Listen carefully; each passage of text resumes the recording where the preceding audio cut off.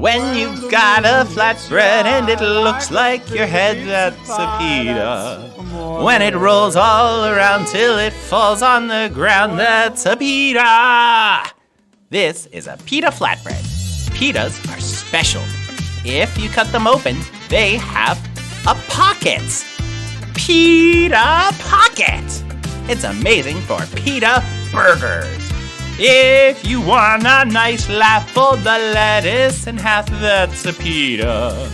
Take a tomato and slice. Now isn't that nice? It's a pita. We're making a burger, so take a hamburger patty and cut it in half. Now, put the lettuce, tomato, and burger all together. That way we can put it in the pocket. Don't be slow. Catch up. Spread it in the pita.